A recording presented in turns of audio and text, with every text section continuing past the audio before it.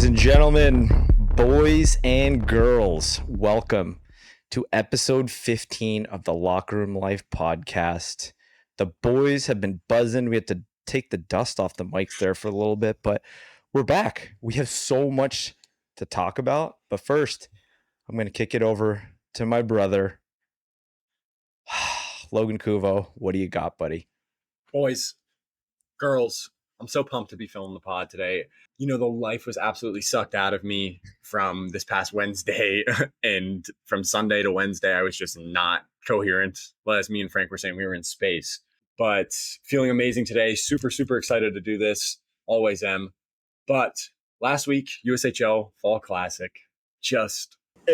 it was unbelievable. I can't even describe what the experience was like. For Frank, I know it was extremely, extremely surreal being a former player in the league and winning a championship in the league and developing as a young man into who he is today in that league. So it's, you know, it was really special being able to talk to just some of the athletes from our next generation of the best ones that we'll be seeing everywhere. And, you know, other than that, thank you again, USHL. Awesome. But it was amazing. And then going into this next week, have some stuff with Walmart with my other brand, and that'll be fun, and excited to go down to Bentonville, Arkansas and do some hopefully cool stuff. Yeah, man, just to obviously to touch on the USHL Fall Classic, you guys know we were pretty active on social media and making sure that everybody knew kind of what was going on with it, but it couldn't even encapsulate every moment that was there. How much of an honor it was, like Logan said, for me, especially being a player, but I think it's just being a part of such a special event for the league, but also for the players' lives, right? Being able to do 80 plus interviews in 2 days, grinded away at media day, got a chance to just really dive into the personalities that are in the USHL. And it just further kind of proves that the USHL is the best league in the world. I say it all the time. We say it all the time, but it is 100% true. These are quality players. They're quality people. And we are so honored to be part of this event with them. And we can't wait for more events to be doing. And this partnership means a lot to us. Special thanks to Matt McGreevy, Commissioner Glenn Heffernan, just being able to support us, feel confident in what we've built so far, but more importantly, just include us in everything. I mean, I couldn't even tell you, Logan, you could chip in on this as well, but just being able to have our pick of the players, do some amazing interactive, you know, obviously pre-game interviews, post-game interviews, and then being able to kind of share that platform with the USHL. So again, a lot of amazing content that we have, like I said, 80 plus interviews, but we want to kind of break it up just so everybody can kind of get a sense of these players, their personalities, and how amazing they are, especially this time in their life. Like it's an exciting time in their life. And a lot of these guys, we'll talk about them through the course of their time in the USHL, but moving on to college, some of them are going to be moving on to pros. So just being able to spend that time with them was awesome. And Logan, we have to talk about You're missing some stuff. Frank and I, besides outside of that, Frank and I had an absolute blast. Me and him had the pleasure of sharing a hotel room. Hotel will not be named, but you know, it was a hotel. It did its job. Surprising. There's not many hotels in mile radius when there's 130 youth teams and every scout in the world and every USHL team. But it was amazing. I always love spending time with Frank. It's amazing. And just being able to do this and bring, you know, the cool content that we were able to do during the whole experience. And shout out Johnny Lazarus as well. Just an absolute stud human being. So cool, so welcoming, and hopefully a future podcast soon. Logan, we can't skip over the fact that we had some LRL alumni at the event as well. Like we did. We had a lot. Oh my goodness. We had a lot. We had a lot of alumni. There was a lot there. Scooter Bricky, we caught at the Penguins training camp. Shout out Scooter Bricky. Shout out Katie Merrick with the Fargo Force. Helped us out with so much just beyond being, you know, part of the Locker Room Life family. She helped us out with so many different things there. Shout out to her. Just so amazing. Fargo is an awesome organization as well, along with everyone else, of course. But Patty B, emotional, obviously, for me. My old agent, so awesome to see him with OTSG and John Ozzie Tutu, if anyone is familiar with it, but one of the most premier agencies in the world. So it was awesome to see him. And also Brooksy too, but hasn't come out yet. you guys don't know who Brooksy is. Yeah. Oops. The Fargo Force, you guys know, Katie Merrick, she's amazing. But we do have a little affinity for the boys at Fargo, and we wanted to announce, fresh off the wire, LRL, probably the world will know because this will be coming out, but Luke McNamara officially committed to Western Michigan. Let me tell you about this guy. He's had an amazing path, and just a little sneak peek, he's coming on the pod, so he's going to be able to tell this amazing story, this amazing path.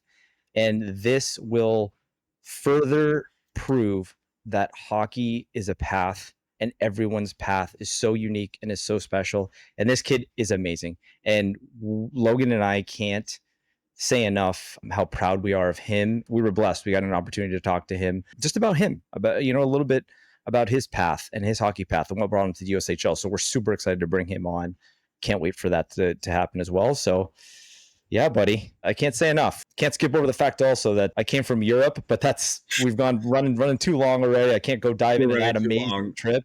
But we promise this might be the last time you'll hear about us talk about USHL for maybe an episode or two. But we know we've been talking about it a lot, but we seriously had an amazing time, and we thank them so much. But bringing us into our wonderful segments that we love to do in the intro of this show, the Best Damn Breakdown, sponsored by Best Damn Tape. Boys, hockey is back in full swing. Everyone is buzzing. Preseason is buzzing. Rankings just came out for college. USHL just had their opening tournament. It is firing on all cylinders right now. What are your thoughts, Frankie? We said it when we were watching those games in the USHL, Logan. I even heard, did I hear Logan Kuvo actually say that he missed playing hockey when we were actually watching the boys buzzing in the USHL games? How could you not? How could you not get feverish about this time of year? Not to mention the fact that TV is actually going to be interesting again on the sports level, so I can actually turn ESPN and these amazing sports networks on again. But just the fever, man. Just the fever in the air. You could feel it. You can attest to this. USA versus the Fargo Force. We were in the building that night, and the energy was palpable. Just being able to feel, and that to me was like, I love hockey is back. It, man. My palms I'm getting sweating. chills. I'm getting chills right now thinking about it, dude. You can feel like a pin drop. You feel anything. But yet it was so loud at the same time. It's a chaos. It's the focus, control chaos we talk about all the time. It's awesome. And then going into that, it's going to be a huge season, I think, across all different levels. I think at the NCAA level, extremely, extremely, extremely huge. CHL guys are here. It's a time that, some people are happy, some people aren't, some people are mixed feelings, some people don't care. But it's definitely going to be a big change to the landscape. Yeah, and especially, had the pleasure of Sean Hogan coming on our last episode, College Hockey Inc., kind of diving into the numbers, the facts, 100%. Just the diversity of the league and how much it's going to change next 2 to 3 years. Obviously, a lot of the CHL guys are now eligible for college. When I say it's the wild, wild west, dude, it's literally the wild, wild west. We have to put that out there. It's just like Cowboys, it's like Indians, it's like the IM-12 birth certificate from Ben Warmers. Buddy, it's so exciting. I can't wait to see just the level of competition. But the affinity that I have for college hockey, I love to see it because it is the best preparation for life, man. Being able to develop these student athletes into quality humans, it's something that we support, we love. And again, I think College Hockey Inc. was also a great interview. We've been getting a lot of good reviews on it as well for just parents. A lot of parents texted me and just to say, this was really helpful. Just being able to hear the amazing work that they're doing for free, might I add, out of the goodness of the hockey community. Exactly. Just being able to have quality thought processes for parents to make an unbiased opinion and information for them to help their kid move to the next level and a lot of questions that they have. So again, hockey's back, man. I love it. Yeah. The last two topics of the breakdown, but Kopitar, I know he's your guy. I know you were all upset. I will say that, I was told when I played, it's like an Anzi Kopitar style, 200 foot. Not to date myself a little bit, but I'm absolutely joking. Just kidding. Shout out to Kopitar. He is absolutely amazing. Such an underrated player in the NHL. I know Frank loves him. Yeah, I mean, it's special for me. I was in LA when they went on all those runs. That core group, Jonathan Quick, Dustin Brown, Anze Kopitar, Drew Doughty, like that was the team that really brought the Cups to LA. Yep. And I think that I would call it a dynasty for sure. They were so good for a lot of years. They battled the Blackhawks for those years too. So just being able to be part of the growth of hockey in LA at that time too, what they did is far more above what can ever be quantified right now. Like they really helped grow a lot of the numbers and a lot of success of California hockey that's happening right now. A lot of the amazing players that are in California that have made it to larger levels of hockey and better levels. It's amazing to see that that was a byproduct of them being able to do that. So Kopi, absolute beauty. What can I say? I think he's just going to be like Dustin Brown, just going to finish his contract like a true professional and say, Over there. boys, that was amazing. Right off into the sunset. He's a beautiful family. He's made a lot of ducats in his life, has a couple of properties in Manhattan Beach. Kopi's going to be fine, dude. He's No, for sure. So, Obviously. Thanks for stating the obvious. Last one, last topic here. No NCAA scouts, I believe coaches too, at any CHL events, which is that's a shot.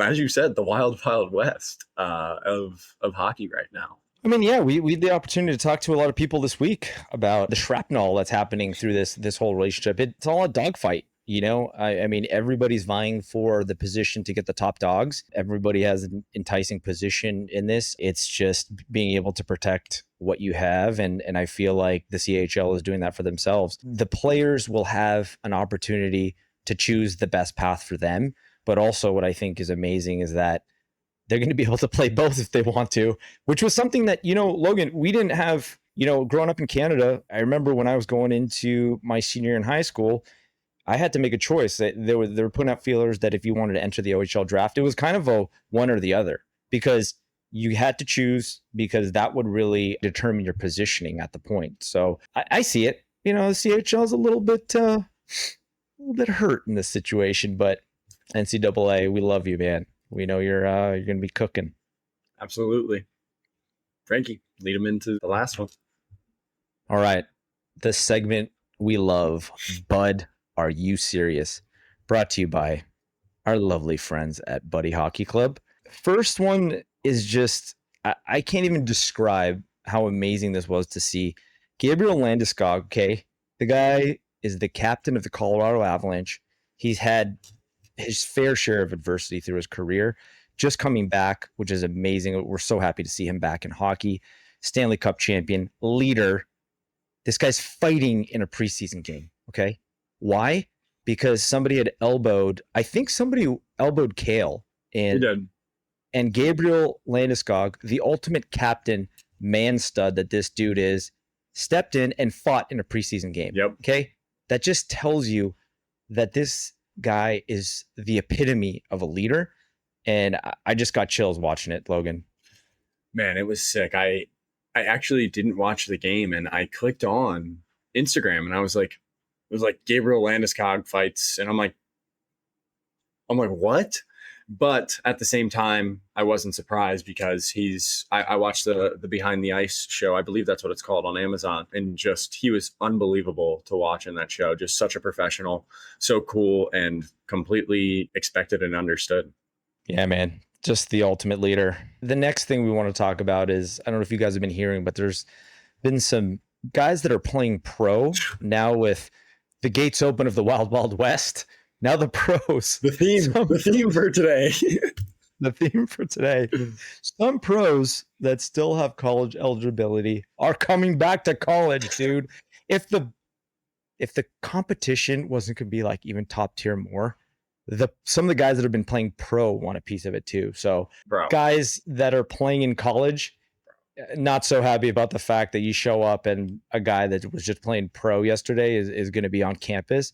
But I mean, it's just the nature of the beast of what's going on out there. So we definitely wanted to bring it up. College hockey is going to be an absolute menace next year. The skill level is going to be insane. So we can't wait to see it. I told Frank in the car when we were at USHL, and he was like, what? Like, what are you talking about? And I'm like, dude, look. And then we asked the Everything College Hockey guys were there. Shout out Everything College Hockey. And Like they were like, yeah, it's happening, and it's crazy. And just I've just seen more and more as we've gotten home, just of these guys going back, and it's just like you said, Frank, it's wild. Very interesting, and interested to see how it plays out as well in the long run and what kind of happens from there. Last topic, we got to give a shout out to Schaefer, number one pick from the New York Islanders. There was a viral clip that went out on just this kid's development, but also especially this one particular clip. He was about half ice chasing down Michkov, and the wheels and boots on this kid, he's the real deal. But we talked about it even just, a couple episodes back, a quality human with a story. And it's so amazing, and it's so awesome to see a kid just developing, but being able to just kind of live up to those expectations, Logan. You know how it is. We talk about all the time the pressures of a number one pick. Sometimes they work out and sometimes they don't. And these number one picks shoulder a lot of pressure more than we even know. And the pressure that those quality individuals put on themselves is far more than the public could ever put on them. So good on him, man. Good to see him Super buzzing cool. around, and can't wait to see him this year. It just came to my mind. Shout out Spit and Chicklets. I have to. The clip I sent Frank was so funny of Biz talking about Barzell and Schaefer. It was hilarious. I couldn't stop laughing when I saw it, but Schaefer's a beast. I've seen nothing but amazing things about that kid, just like on the ice, off the ice. He seems like such a beauty too. Shout out Matthew Schaefer. We want Matthew Schaefer on the Locker Room Life podcast. Buddy, it'll be time. He'll come. All right. Here we are. The lead in into the interview we have this week. Owen Baker. Logan's going to obviously chip away at who Owen is to him, but for me, just an amazing guy. A very storied career in regards to leading up to college, leading up to his signing of his dream school, Michigan State University, to be a Spartan. But if you look at this guy's stats growing up, was the best of the best on the best. Owen's an amazing kid. He's just a good guy, and can't say enough, man. Friend of the show, Logan. Yeah, man. Me and Owen have a very good relationship. He'll probably end up being the best man at my wedding. I talk to him every day. There's probably not a day that we don't. And he's just such a grade A human more than anything. I mean, without all the hockey and how amazing he is of a hockey player still, I was never as good as Owen. Like, I was never as good as Owen. I never will be. But it's just really awesome to see his career grow and accomplish the epitome of what hockey players in America want to do, is they want to get a full ride scholarship and play college hockey. And that's what he is doing right now. And he's at Michigan Tech. He is priming up for a really good season. The Huskies are a pretty good team this year as well. And it's going to be awesome. I can't really explain how much love I have for this dude. As Frank said, he's family to me, family to the podcast. And it's going to be amazing. His career, his stats, everything, they all speak for itself. And also USHL alumni. Again, Logan, I think what we try to do with this podcast, and we say it all the time, is that it's all about the story and the journey. And Owen goes into it as well about the adversity. I mean, adversity is part of the journey, from all levels, from all phases of it. But more importantly, too, is just the amazing people that supported that journey, the parents, like being able to sacrifice. So we're just blessed. We're blessed to have amazing people that are successful, which is the byproduct of the journey. But it's also being able to have the message that it isn't easy. And anything that you want to accomplish is never easy. And if that's one mission for us on this podcast, is to continuously tell that story. So again, blessed to have Owen on, and can't wait for you guys to hear it. Yeah, man. He is a stud on the ice, stud off the ice. He's got a really, really bright future in anything that he decides to do. If he wants to go play pro hockey, he can damn well do that. And it's going to be amazing. And we're really excited for you guys to listen to another awesome episode. Episode 15 of the Locker Room Life podcast. Owen Baker. Boys, welcome back to another episode of the Locker Room Life podcast. I'm your host, Logan, here with another great friend of mine, two great friends of mine today, arguably some of my best friends on the planet. I'm here with Frank, and I'm here with Owen Baker, who I know is a little sophomore in high school still, but he is a Division I hockey player at Michigan Tech University. Absolutely outstanding athlete, amazing person, amazing student. He's going to be primed for some awesome stuff. He's had a pretty amazing hockey journey, as you can see behind there. A little subtle flex. He started at Michigan State. He's now at Michigan Tech. So I'm really excited to have my best friend on this podcast. It's going to be a great time. Frank. Yeah, stick taps, buddy. Thanks for coming on, man. Yeah, thanks for having me, guys. It's a heartfelt intro. Appreciate it. Shut up. Like we do with everybody, man, the hockey journey. We're gonna kind of talk through the particulars of each step along the way, but just good to kind of take a little trip down memory row and take us through where it started all the way to where you're at right now, buddy. So, no one in my family came from a hockey background. I was just a little 5-year-old kid, and my dad was playing like a little beer league tournament. Brought me on the bench with him, and I was just absolutely blown away. So I was like, I got to try this, obviously. So I went to the local hockey rink and instantly fell in love. Started with, mites and so on, and then I mean, I'm sure you guys know. I mean, Logan played in it, but Michigan AAA is something that you can't even describe from such a young age. It's as cutthroat and as real as it gets. Pretty much played my entire youth career for Honey Baked, aside from 1 year I played at CompuWare, and then Oh, big deal. uh, the '04 age group was pretty special for sure. We had some powerhouse teams. We'll get into that, pal. Don't you worry. 15U year, you kind of have the option to, depending on where you're drafted and what happens, to go to the OHL route or the USHL route. Growing up, I always wanted to play college hockey. So for me, I was kind of already dead set on that. So I decided to go to the USHL and fortunate enough to get an opportunity to play at really my dream school since I was a little kid. I'm still going into my junior year of college and it's been going well.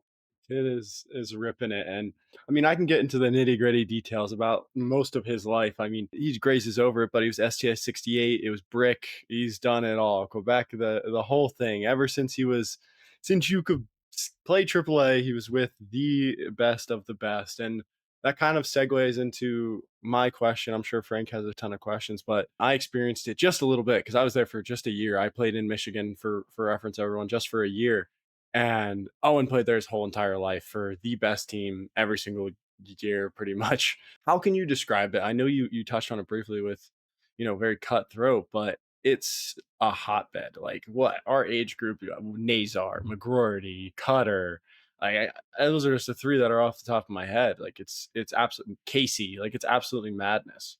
So I think what is really crazy to me is how you could be 12, 13 years old and you got these kids that and their families that are literally moving from around the state just to play in Michigan and kind of get like a little more exposure. They may have came from, a state where there may have been one AAA team to opposed to Michigan. I think there's upwards to like 8 teams now. And, there's politics involved. I mean, there's just it goes on, but it's pretty crazy looking back at some of the teams I'm on. I mean, I'm at the age now where there's a lot of guys I played with that, they're in the NHL, AHL, and it's insane for sure. So that's pretty interesting, man, because like you said, I grew up in Canada and then from there played like 1 year in California before I went back to Canada. But we hear it all the time, right? There's guys and families that are moving from California, moving all the way to Michigan. Your perspective as being a Michigan kid, like what's your outlook on that? These kids coming in from everywhere, trying to essentially, I mean, it's a team, right? They're trying to take your spot.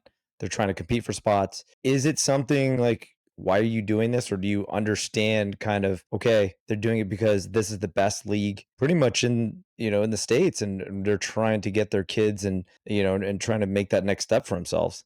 It's more like at that age, you kind of see it as, you're not too focused on the future at that point, but these guys come in and they join your team and you just think to yourself, they're great players. They're all thinking the same thing at the end of the day. You want to progress to that next level, but ultimately it just made the teams even more stacked than you could even think.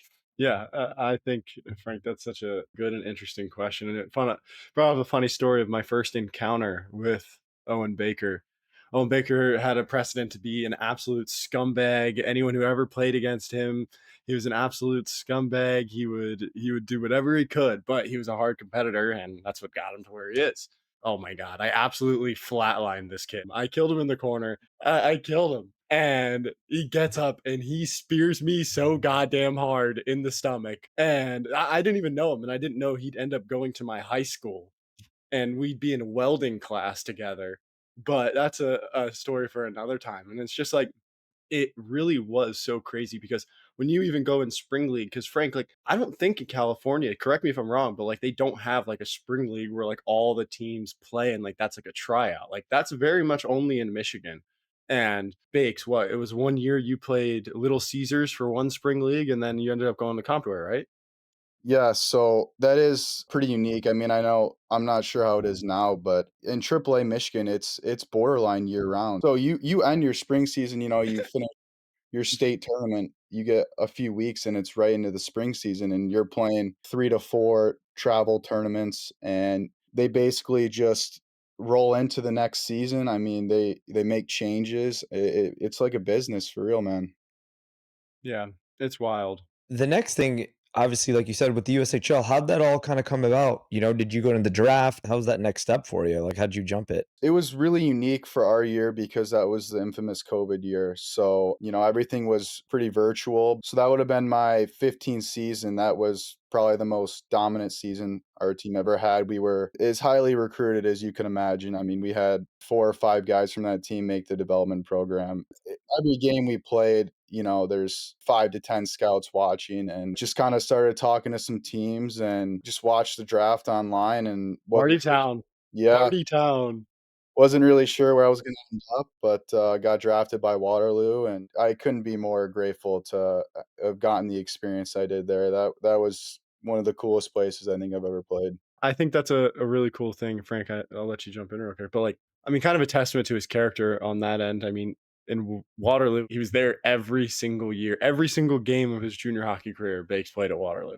Like there wasn't another place, wasn't scratched, just like going through it. It's very interesting, and just the translations from different levels, and seeing how cutthroat hockey still is as well. Because when you go from juniors and then, I mean, Bakes can attest to it. Like after juniors, Bakes, you were a hell of a player there, and then you make the jump to college, and it's hard. Like it's 50 times faster than anything you've ever experienced. I couldn't even wrap my head around it. I kinda look at it as, every next step, it's not necessarily a reset, but it's more just you make that jump and it's like, okay, it's a little faster, it's a little more physical. In a sense, you almost gotta relearn the game and kind of just adapt your game in that sense, and it's very crazy for sure.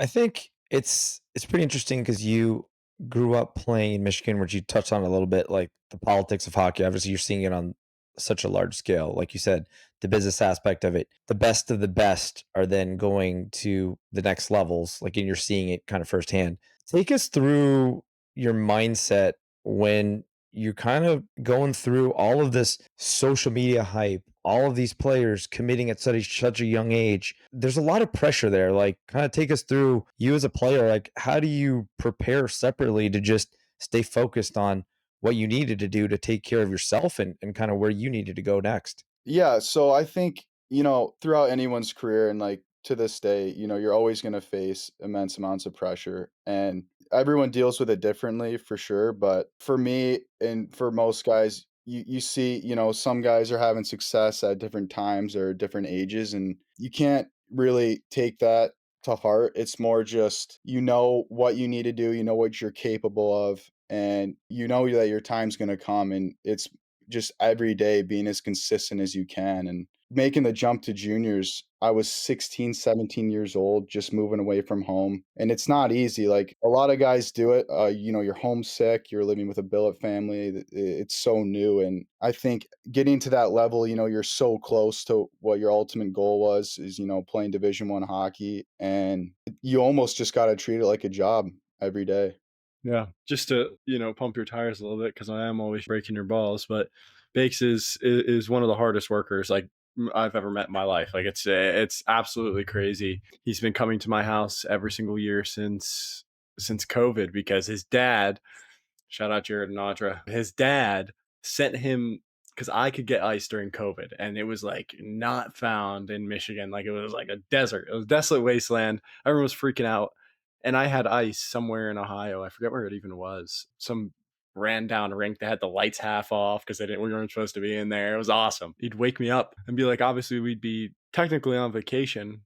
He'd still bug me to work out. I'd be like, come on, man. Like, yeah, we could skip it. But that's why Bakes is where he is now. And it's just a testament to that. And taking it back one more thing before we jump off the hockey journey, Frank touched on it completely with the social media side of it all. It's so crazy. Like there's guys you see, especially for you, more you than me when I was younger, but you at that level, you see guys get called up to the program and you're like, when they play that game when they with the US national team.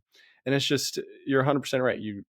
People are better at different times and different bloomers. All hear about the late blooming stories. Max Martin he told it himself. Max, he said it himself. He was a late bloomer. So it's very interesting to see just the shifting of dynamic and how players can be absolutely unbelievably amazing and then not so amazing at the next place. It's one of the there's a lot of sports that you see it in, but hockey, it happens very consistently.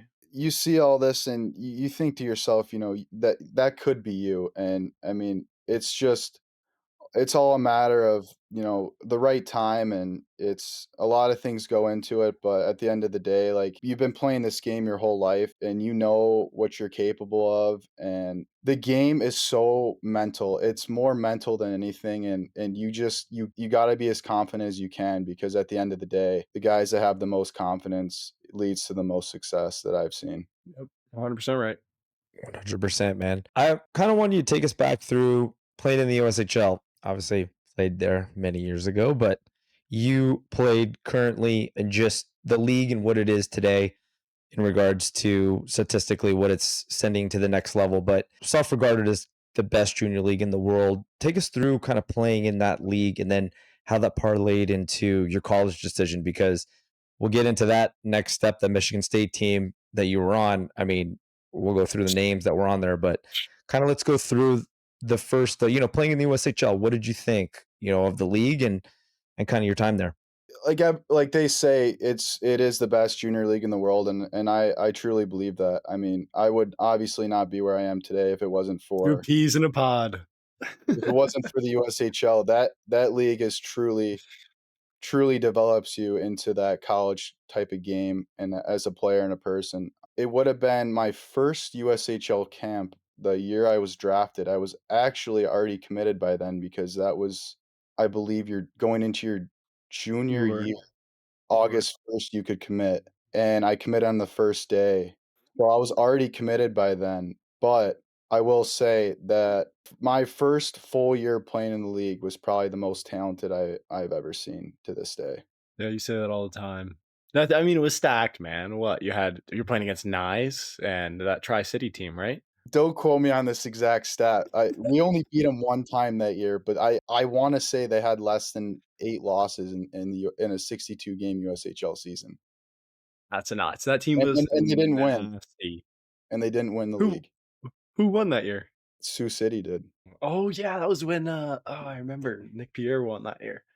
Pretty crazy. So you're committed to Michigan State at that point. You play Waterloo. Like, where did that decision come? It's like, okay, I'm ready, going to college, and kind of take us through first days at Michigan State, show up on campus. What are your thoughts? Because this Oh team was a man. wagon. I grew up where I currently live is Howell, Michigan, and Michigan State's in East Lansing. It's only about a half hour from my house. So like when I was a kid, I grew up going to these games, and just the atmosphere, the Big Ten. I was like, this was a no-brainer for me. So when they offered me, I couldn't pass it up. I couldn't believe it. My first few days on campus, I was just a deer in headlights, so to say. I just it was just everything I imagined and more. Just the way you're treated there as an athlete is unbelievable. I mean, you're literally a celebrity on campus. It's something that I can't describe. It was crazy, for sure. It's so damn cool, bro. I mean, I know we talk about it all the time, but It's something special either way to look at that and that year and that team and all that talent. Future Hobie Baker that was on that team, first, second overall draft pick was on that team. Like it's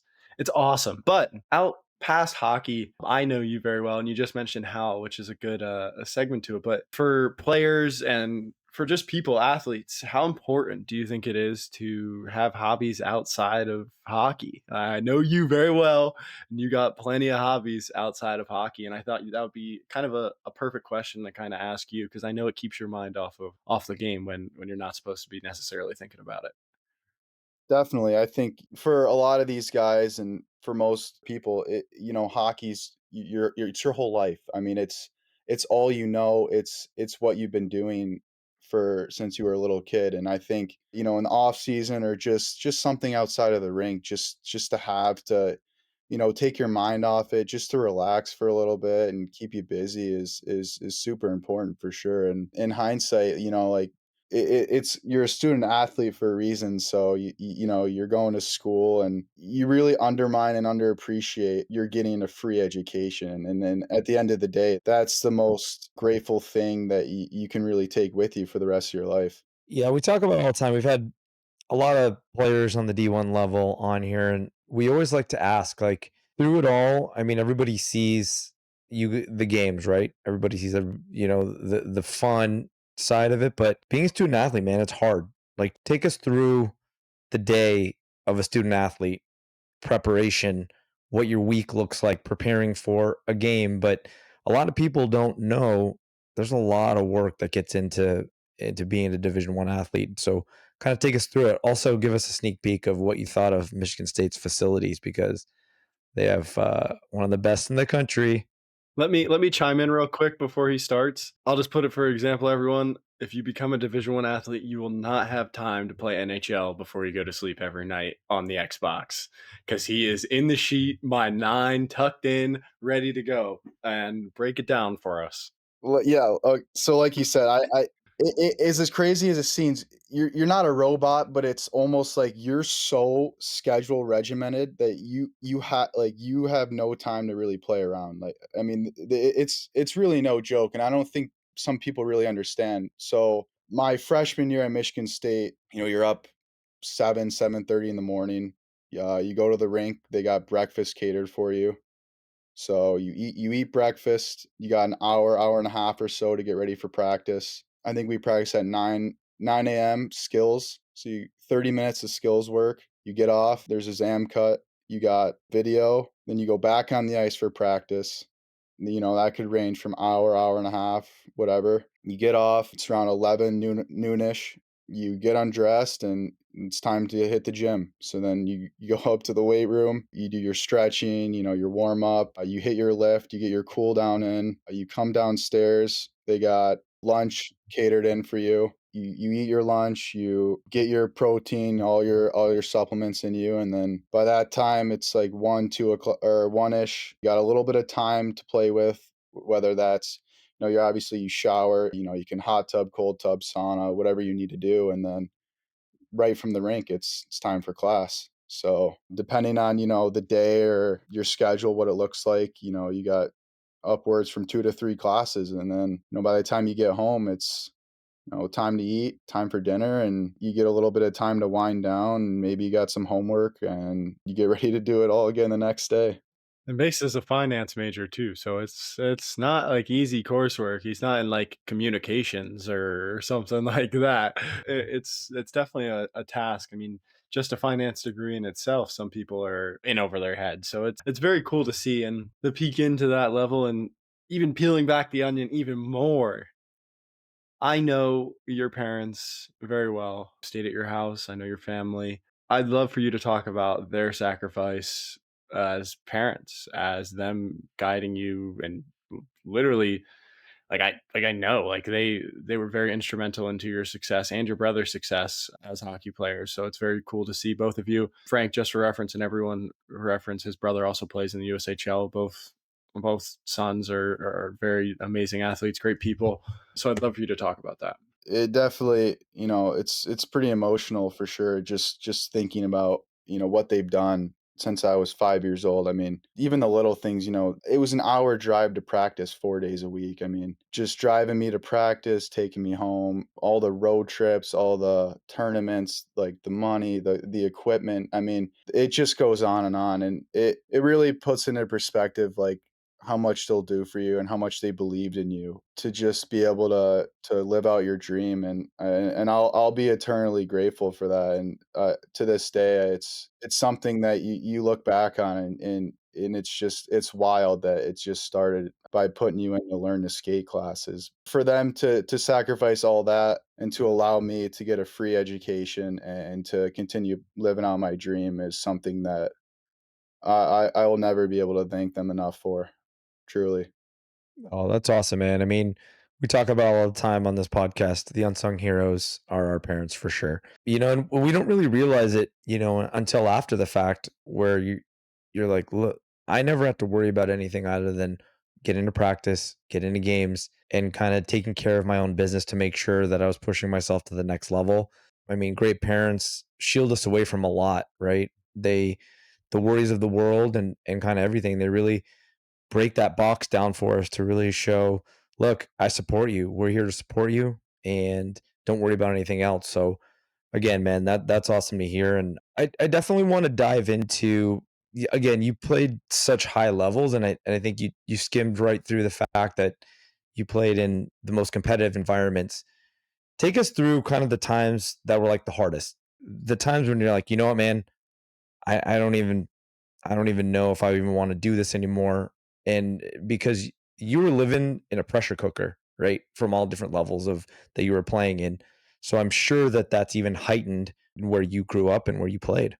For sure. I think there's always going to come a time in a player's career where, there's going to be those doubts. And I think for me, where I experienced that a little bit was probably like my first year junior being away from home and being a rookie in the USHL. Fortunate for me, I was lucky enough, like Logan had mentioned, to this day, I don't know how I avoided all the injuries and everything, but I was a Iron Man my entire USHL career, so I never missed a game. But thank you. There's times where you're like, I miss home. Like for me, a lot of people overlook the fact that guys that leave home this early, they didn't even go to high school. I mean, I think with COVID, I only went to high school for 1 year, so that was pretty crazy for sure. Being able to connect with your family every day, whether it's just like calling them or texting them, helps a lot. And at the end of the day, you get those feelings, but it doesn't last forever. And like what your end goal is and how close you are to that. So it kind of just motivates you to keep going. It's definitely you faced. I mean, you were. I mean, don't get it twisted, people. Banks was on some amazing teams his whole life, but players of all statures face adversity. No matter if you're a highly touted player from the age of 10, or if you're a late bloomer, like we mentioned before, adversity is everywhere in life. I know I'm biased, but hockey players really do embrace it and keep just trucking through it and hit their stride very well after it. It's interesting for all of that. And kind of coming back more to recent times, because you were also drafted, everyone, he was also drafted in the OHL to Saginaw Spirit. And how would the CHL ruling have changed me if you knew that was going to happen? You don't need to give any for sure answers, but would it have made you think a little more on that end? Because you told me a lot of stuff about what Saginaw had said to you. So it's very interesting to see where you could have landed and what could have happened after. They're like, here's a bag of money. Come- Just kidding. I mean, there really is no telling what would have happened. I mean, you guys have seen, and I'm sure you like with the everything that's going on. It's absolutely bizarre for college hockey. And I had buddies from Michigan that I played with my whole life that when that time came, they decided to make that decision to go to the OHL, and here they are. They just aged out, and I'm going to be playing against them next year. So it's definitely crazy for sure. I think the one thing that truly broke that decision for me, that even if there was a little bit of doubt, was the fact that we knew that year I was drafted that they weren't going to play that entire season. So for me, I didn't want to sign anything knowing that they weren't going to play at all that season and then not be able to play hockey for a whole year, because I think that truly could have hurt my development for sure. I think it hurt some guys' development in that league, especially COVID that year. The whole CHL with all of that, it was very interesting time. And now with the CHL ruling, you're at Tech, and you guys have big recruiting class, just like big CHL recruiting class, just like Bowling Green. We had Max on not too long ago, and they have big ass CHL class.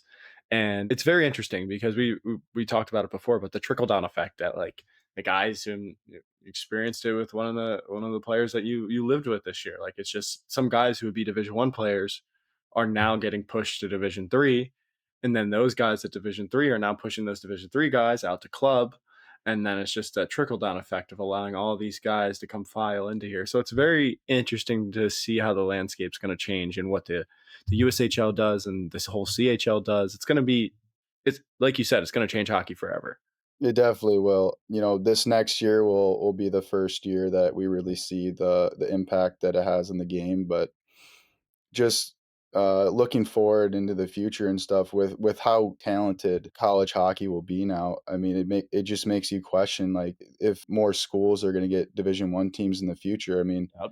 if we're growing the game here and with how many truly capable Division 1 players there are out there, like why wouldn't you have like as opposed to if you look at like football and basketball, they have over 100 or so Division 1 schools, and it could really take off for sure. I mean, obviously we all have no idea what's going to happen, but yeah, it's going to be super Right. interesting to see what happens. NCAA, bring us an SEC Division 1 league, please, please, or add some more teams to the Big Ten. Give us UCLA and Oregon, if any of you are listening, which you're probably not. But Um, Crazy. so you're at Michigan Tech now. Kind of just go through that process, leaving Michigan State, going to Michigan Tech, how you feel about, Michigan Tech's team, like, and kind of everything that's going on currently. and to chime in there too, maybe talk a little bit about the portal as well, like kind of that whole experience. I know it's a very prominent thing that a lot of athletes are going through, no matter what sport they're in. So just touch on that too. Yeah, also just kind of the particulars of the portal too. We've had a couple people that have gone through it, so maybe you can dive into the particulars of it as well and how it all works. It was a really hard decision for me to want to leave. I want to play hockey for as long as I can, and I wanted to be a guy that could be in the lineup every night and make an impact. And so the portal, it's something that is also insanely bizarre. You have upwards of 500 players in it looking for a new home. So you just notify your old team, and you email a certain person, and within 5 minutes you're in the portal. I mean, it's really that easy. I remember it's crazy to this day.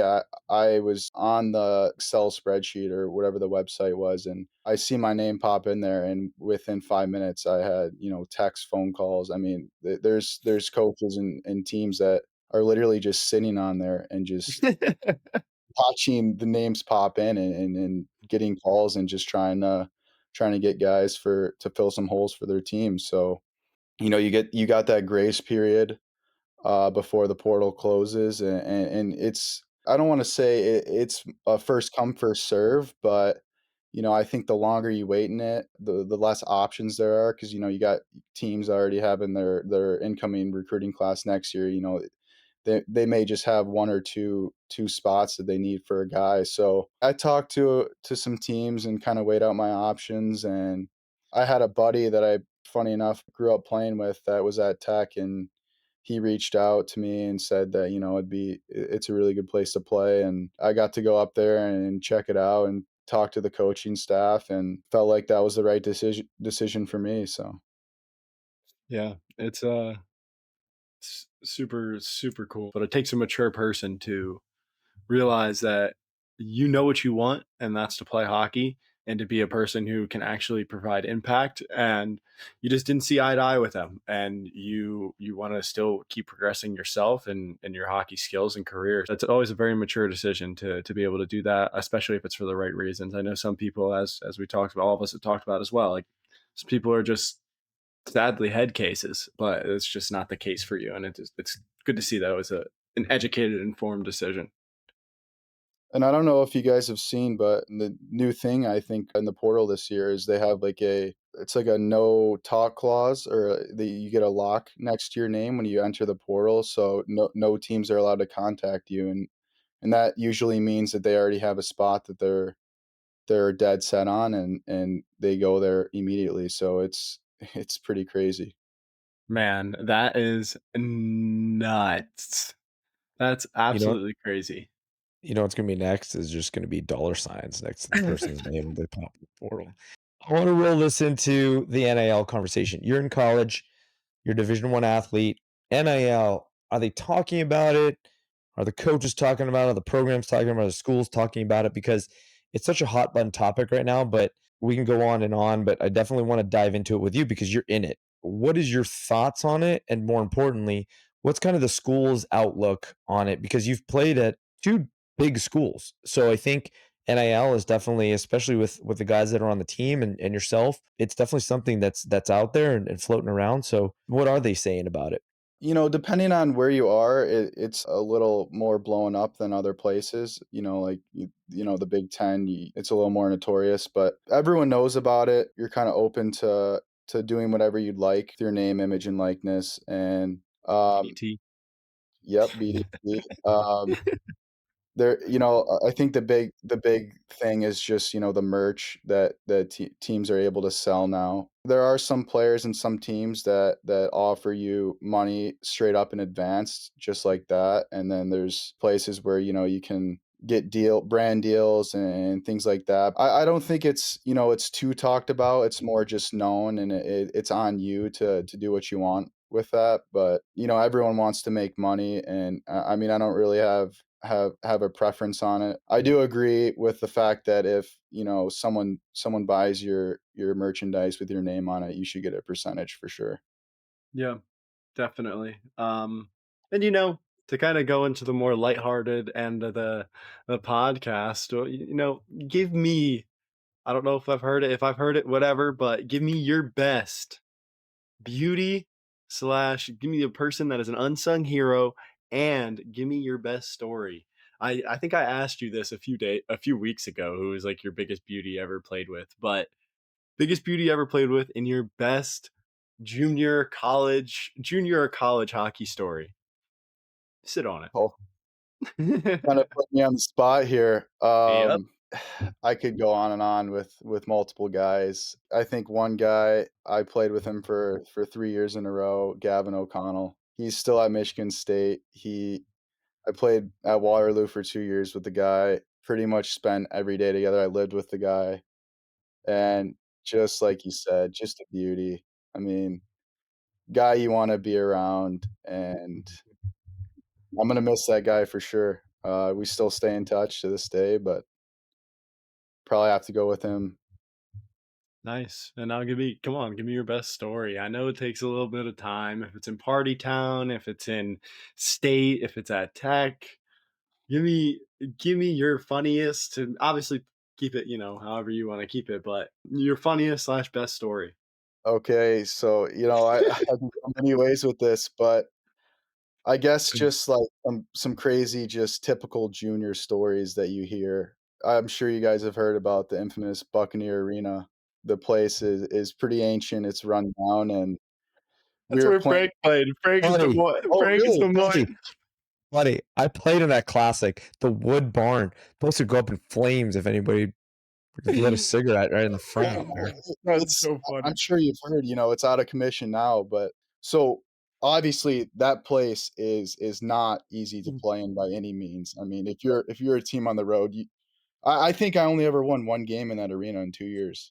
So, so, obviously, the fans are ruthless, but we came in for an intermission, and there was a really bad storm that day, and we went to step in the locker room, and guys are walking in, the ceilings are low and everything, and we look down, and there's water up to our ankles. The locker room is completely flooded, and we are like, this is a complete joke." Like, what do we do here? I mean, they're squeegeeing into the hallway. I mean, it was a big mess. We're standing in the hallway, like, coach is talking to us, like, we're just like, "What is going on?" I mean, this is Greatest league in the ridiculous. world, boys. Right there. Love it.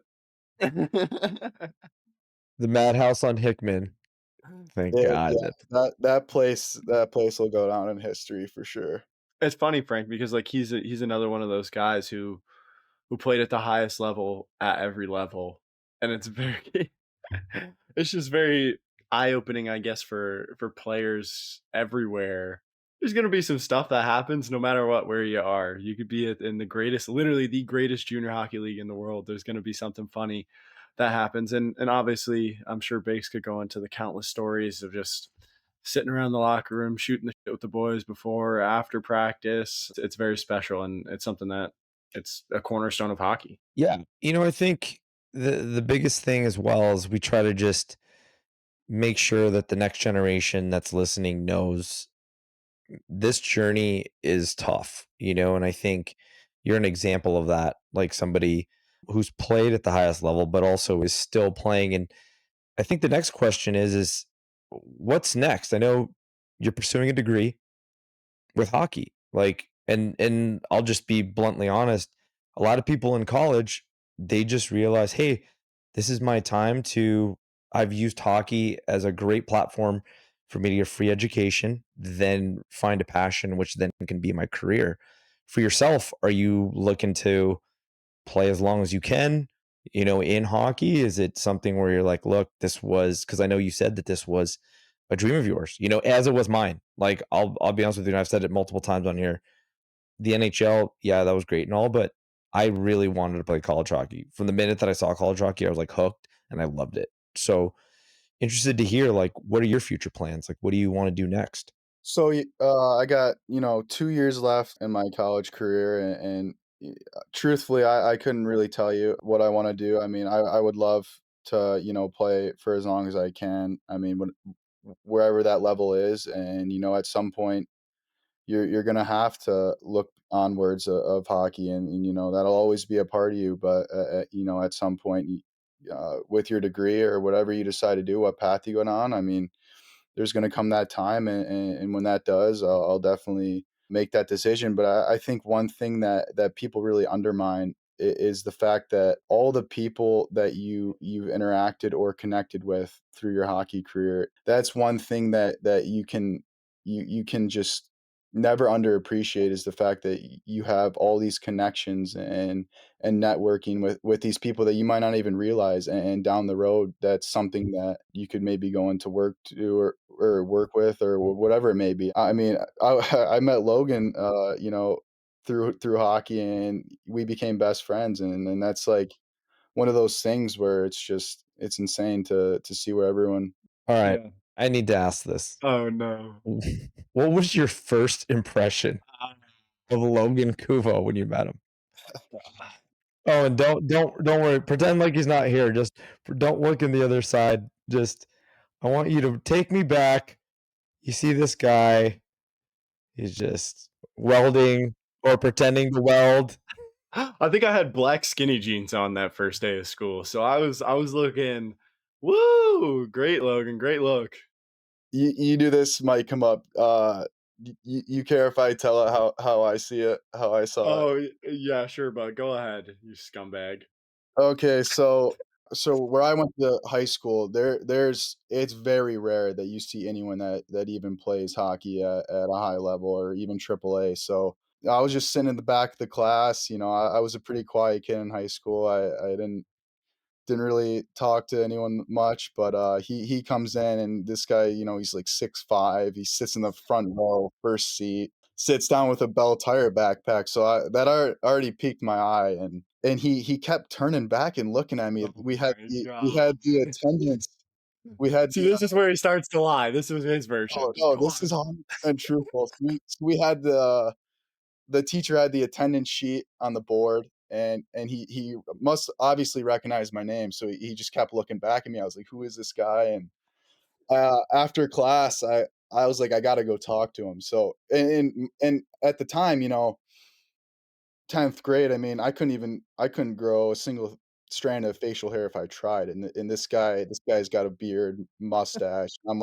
This guy is not an '04, which is what I am. So, I you know, we go class ends, and, uh, that's where we really grew our friendship because it led right into lunch, and I started talking to him, and I was like, "There's no way you're an '03, like, what's your name? Like, you play for Bell Tire," and he was like, "Dude, are you Owen Baker?" And Oh I'm like my god. I'm like I'm like, "Yeah, man, that's me," and I didn't know at the time that he played for a coach that I knew very well, so from there, I mean, the rest was history.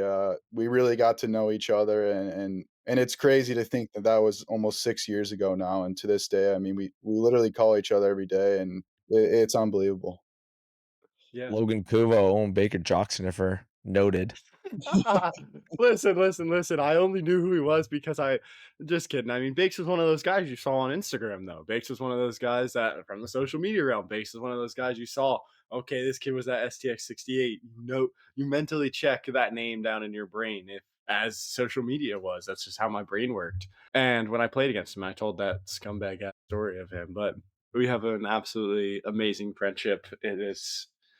It's unbelievable. I go and see him every time he plays in Ohio. I'm sure he'll be here with his girlfriend here in the next month or so. It's pretty crazy, and I don't know if I've ever asked you this, but it's kind of jump into another thing. But do you have any superstitions? Like, are you a superstitious freak? I really try not to be. I mean, there's some guys, it's absolutely ridiculous what they do on a game day, but I think it's funny because, like, once you're around these guys for a whole season, you kinda just you see, like, each guy's routine and what they have to do, and it's so unique, but it's more so just the fact that on a game day, I'm so mentally locked in. I know what I have to do to a T before the game. I rarely talk to anyone before the game. I'm a guy that, just puts my headphones in, and I get my stuff done, and I'm just completely locked in, so Yeah, I was a freak, Frank. I think you said you were a superstitious freak too. I was absolutely a psycho, man. I was it's so bad. It's the worst. I'm just laughing at the fact that Owen thought you were 30. I thought Oh he was my gonna say god, I thought you were gonna man. say that I thought you were gonna say that you guys went to lunch and he just, like, pulled out a pack of darts and started just hacking one out right he Bro, was I'm laughing. he was a guy that I was a guy, I brown paper bagged it every day, and he was a high roller at the time. He bought lunch every single day. He got the you're soda, funny, man. he got the chips. I was like, You're funny. And every day I got a soda, I would sit down and he would shake it up to be a little asshole to me every single day. But just living back my memories. That was before COVID, which is so crazy to think about how many people and connections you have just through the sport of hockey. Like I know Frank can attest to it, myself can attest to it. Like everything I've ever done thus far in my life, even with the tape company, which is my thing, like it's hockey. Like it's all because of one centralized thing of me having a dream of wanting to play hockey and it just happening. And all everything has dominoed effect to where we are now. And some things go different ways, but it's very interesting to see where life takes you. And you're 100% right. No matter what you do, you like we said, you'll be set with whatever. We take adversity like it's nothing, and the network and connections we've made from talking to people, like actually socializing and learning what it means to be a brother and a teammate and a family member. It's something pretty special, and I know it's going to translate for you whatever you do next, obviously. And it's awesome. And what is if there was any advice you had to give to athletes, to players, what it would be? I would just say, looking back, as cliche as it sounds, this journey of mine, it's absolutely flown by, and it just seems like yesterday. You're playing youth hockey, and you're just loving the game you play, and not even thinking about where it may take you, or any of that stuff. I would just say, truly appreciate every day you go to the rink. I mean, the guys you interact with, some of those guys will be your friends for life. They'll be at your wedding. I mean, it's something that you'll look back on, and you'll be eternally grateful for. And dating back to what we talked about earlier is just take a second to really understand what your parents do for you. I mean, this is probably the most expensive sport that you can play, and what they do for you is beyond what you could even comprehend. So Yeah, I mean that's 100% just kind of in a nutshell everything, right? The hockey community, it's so crazy because it's so big but it's so small at the same time, you it know, is. and and like we talk about all the time, even just in sport dynamically, right? Like sports teaches us so many amazing traits as a characteristically as people, you know, things that we take on into our life even post career. You know, we talk about Logan and I talk about all the time just in business, right? You know, your business interactions, people that play sports have just a different determination level. They're being able to balance adversity, challenges in life. And I think hockey is a big part of our lives, but it's not just the definition of us. And I think as we kind of grow as people, it's a huge piece of it that taught us an amazing chunk of lessons and how to really digest life. But at the same time, I think, like you said perfectly, at the end of the day, it's about the people we meet and the people that are part of our lives forever. You know, we all have those guys that played with, you talk about, and like you said, oh, and it's true. You know, I'm a little bit older than you, and there's friends that guys I went to prep school with. I've been part of their weddings, their kids' births. But you know, the funny thing is, man, and we're all kids at heart, and still 20 years ago or whatever, you still talk about those times in the locker room or things that happen with guys on your team that you're always just like, dude, what happened to that guy? Or, you know, it's just such a fun 100%. time. And for you to just to be playing at such a high level, it's a small percentage of people that can do it. And I commend you, man. It's an amazing, amazing accomplishment. I can't Thank wish you you. anything but the best going forward. We know that you're going to have a bright future, not only for the rest of your college career, but even post career. And I can't thank you enough for coming on. We've been so blessed with having amazing guys that come on that are part of our inner circle. But I think more importantly, it just shows again how we as hockey people and the hockey community kind of come together and kind of grow together. So thanks a lot for coming on, my man. Thanks, guys. I mean, I'm super appreciative for you guys having me on, and just talking to Logan and seeing where you guys started. I mean, it's already growing immensely, and it's awesome to see. I'm excited to see where this goes, and I'm looking forward to you guys sending me some merch. Man, full transparency with everyone on the podcast. Owen will probably be my best man in my wedding. And it's he's 100% right. Like it's just how it is. And I'm so grateful that you're able to hop on with us. And I'm so glad that all of my friends slash close friends are, you know, good athletes. I can bring them onto the pod and get a great interview with them. But it was just amazing. I love hearing you talk about your story and all the stuff that you did throughout the way. It's not to be overlooked by anyone. It takes a special person to be able to do that. Just like Frank was saying, you're an elite 1%, 0.1% person to do what they do, and it's super cool. You know, I got a lot of love for you. So yeah, we hit the nail on the head with this recording, boys, and it's another episode of the Locker Room Life podcast. We appreciate it. We thank our sponsors: Best Damn Tape, Buddy Hockey Club, Bambino Shave Cream, and Cut Shield Hockey. We'll see you on the next one, boys. Thank you. Thank you again to Owen Baker joining the Locker Room Life podcast. Far better hockey player than Logan Kuvo. Just admitted it. Finally, the cat's out of the bag for years and years of denying it, but it's true. But no, in all honesty, we said in the pre-interview, guys, this is a story again of a guy who was a high-level player, adversity, reaching dreams, and that's a story that we just want to tell our audience. Yeah, absolutely. Bakes is the top 0.01% of hockey players in this world. It's unbelievable. Along with him being a supporter of me and my life, he's also a supporter of all of the brands that are involved with this podcast. He's a great kid. And as I said before, known him for a very long time. And I'm very excited to see where his future leads him. And thank you all. Actually, before I get into that, Frank, how could I forget? It wouldn't be possible.